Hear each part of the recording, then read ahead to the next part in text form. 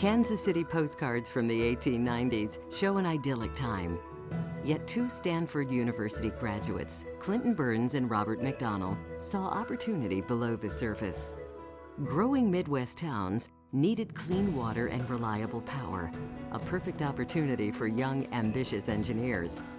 On April 1st, 1898, they opened a one-room office in downtown Kansas City, Missouri, giving birth to their vision as Burns and McDonnell Consulting Engineers.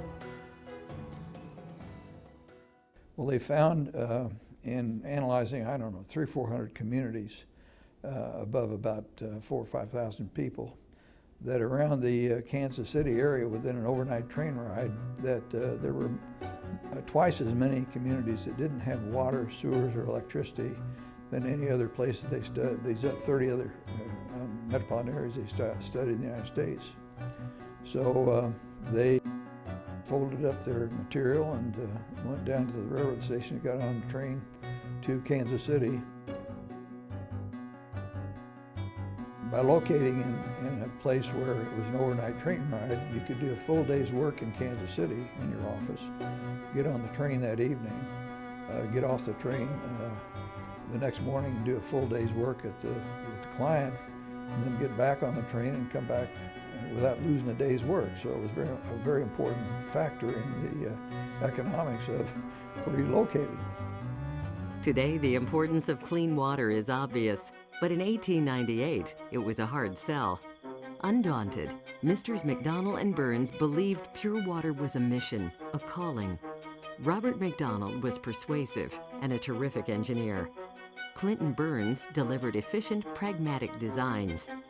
Together, they were such a great team that by 1924, when Clinton Burns died, they had inspired over 600 communities to share their vision. At this location here at Quindaro, we have both a water facility and also power plants. And roughly around 1928 is when Burns and McDonnell began to do engineering work for us. And they started doing some work for us on the power side, and then they eventually branched and did a lot of work for us on the water treatment and supply, as well as filtration, and also distribution, storage, and pumping. In recent years, the firm has grown to provide engineering, architecture, construction, environment, and consulting services. Burns and McDonnell's work quietly improves our lives every day, wherever we travel. Our air, water, sewers, power, transportation, and telecommunications. The reason that the company's had a long, successful history is we listen to our clients, and we always try to keep our clients' objectives in mind. In fact, the mission of the company is to make our clients successful. And when you're always thinking first about your clients and who you're serving, and secondly about yourself, I think that just naturally leads to not only longevity but success. Engineering is more sophisticated now than when Burns and McDonnell began their adventure. The firm's services are still evolving in response to client needs. Today's engineers must also restore the earth, renew it, revitalize it. We're moving toward a green economy. It is inescapable. We cannot live on this planet and continue to destroy our resources because many of them are not infinite. Burns and McDonnell stepped up to the plate years ago, and they began the process of developing green technology.